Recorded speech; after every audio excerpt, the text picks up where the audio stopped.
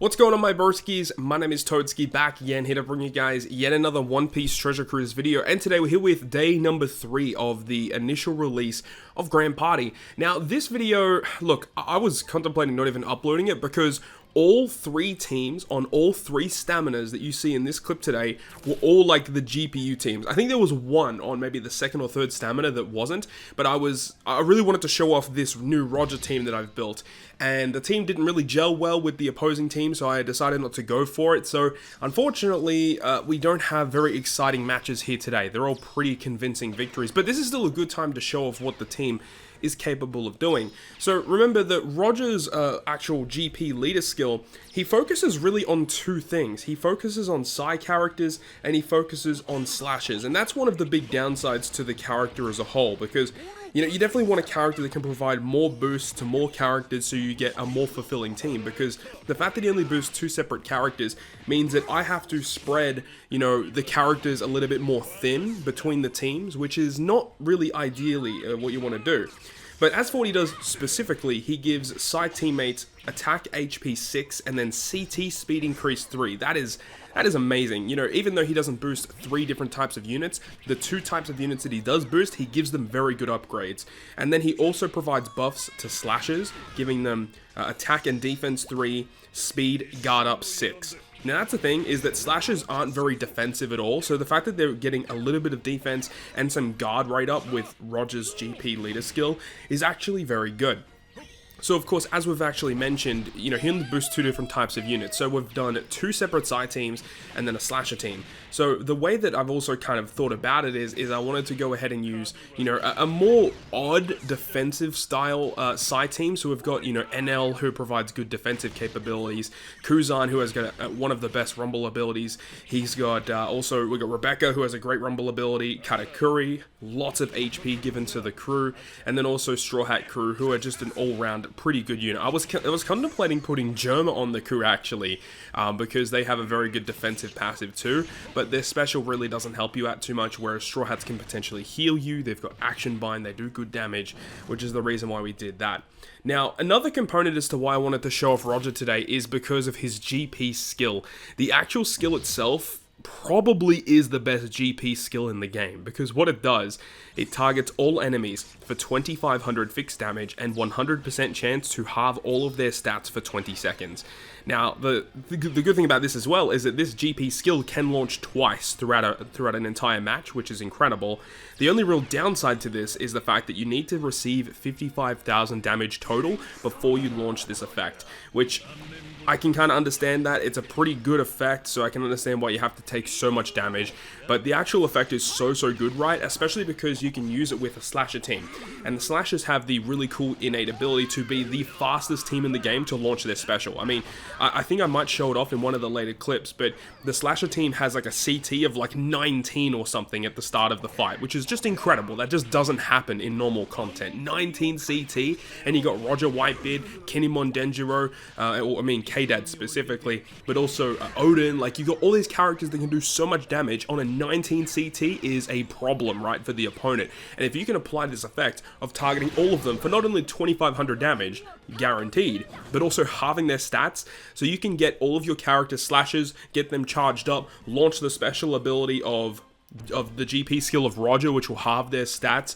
and that will enable you to go ahead and do all of your huge wave clearing specials with your slashes with them at half stats. In a lot of opportunities, you're just going to straight up win with one wave of specials, which is the goal here. And that's why slashes, I would leave them to be the final team, because it's the team that is probably the most risky to use, as they're not very defensively capable, even though Roger provides a little bit of defensive buffs and the rules give slashes a lot of buffs as well. I just think that it's a more wise decision to leave it last, so that you get, you know, the skill of Roger guaranteed to land, getting that halved stats, and that's definitely what tips that slasher team over the edge. Essentially, if you have the GP skill, you have the slasher team last, you should guarantee win in most cases, because there actually aren't a lot of characters that you will come up against that straight up just debuff slashers. There's a couple of debuff strikers, so Roger and Newgate can potentially get debuffed a little bit. Slashers don't really have a lot of debuffers going their way. I mean, like, literally Psy NL and Rebecca Toy Soldier are like the only two characters that come to mind straight away that specifically debuff slashers, at least characters that you would actually come up against.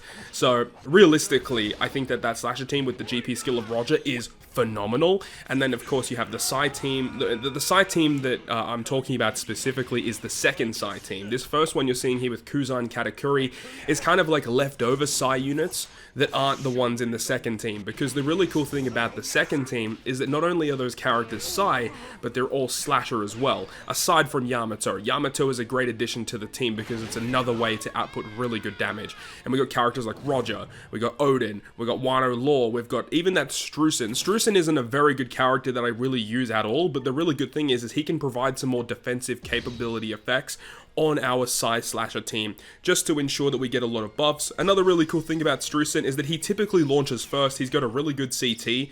I believe slashers receive a lot of CT. Wano Law does CT. Roger's Rumble ability or GP skill does CT. So Strusen typically will launch very quickly, and he also does defense down to the enemy, which gives a lot more capability for our characters to straight up get knockouts. And then depending on the situation, if you're able to get, Yamato to launch, you can halve their stats, which means your slashers do even more damage as well. Roger's got cool capabilities where he does the fixed damage and also can provide defense down, attack down to the opposing enemies as well to allow you to do more damage. So it all synergizes pretty well. So the whole theory of the team is to send out that first side team, which isn't as ideal. You can be potentially in a situation where you can kind of stall out, or as long as you get a few KOs, basically you want to try and take as much damage as possible to get your GP skill ready to go.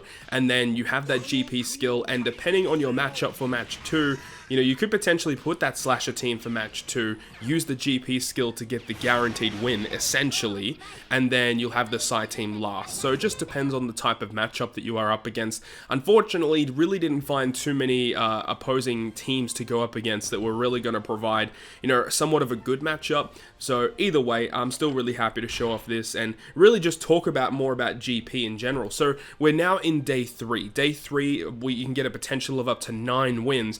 But one of the interesting things is they no longer will show you what the final team is that you can potentially come up against. Now that is interesting, and we do know that as the days progress, it's going to get more difficult. It's going to get into that situation where you can't see what the opposing teams are going to be, which makes it way more risky. But at the end of the day, you do get multiple tries to actually, get those victories. So at least, if you come up against someone, they have a very difficult team, you're going to have to switch things up, of course. But I don't really like that. I don't like the fact that you straight up cannot view what the opposing teams are going to be. Maybe if it was in such a way where you can see the teams, but you can't swap your teams, I think that would be maybe a little bit more fair, just to know what you're coming up against. The fact that you can't see what you're going to fight is really risky, but on the flip side of that is really cool as well, because that can really change the way that you would abuse your GP skill.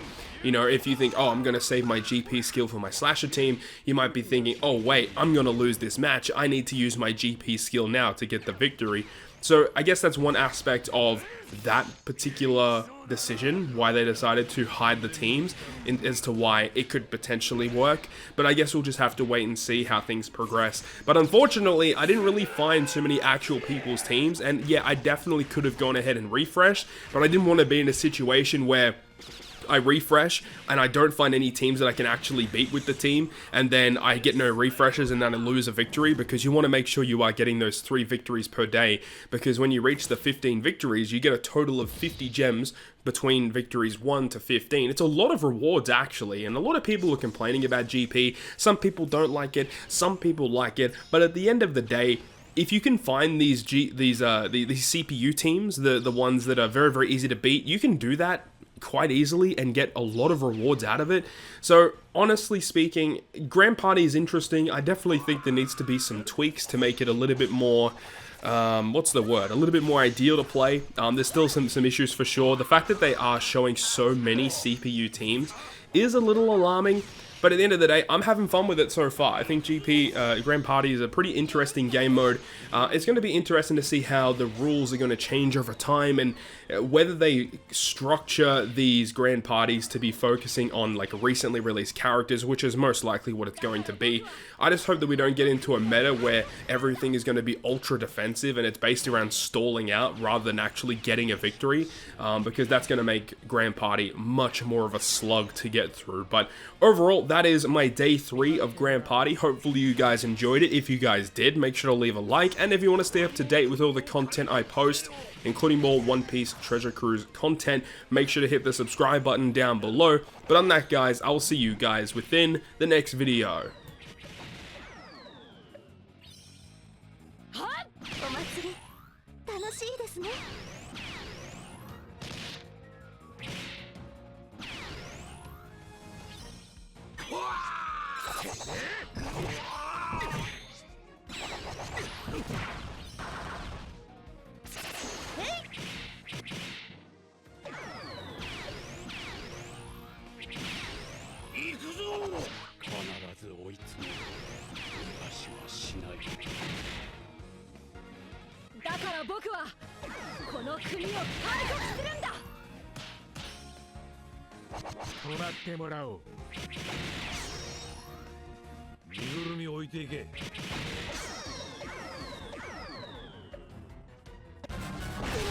我の国を開国せよ。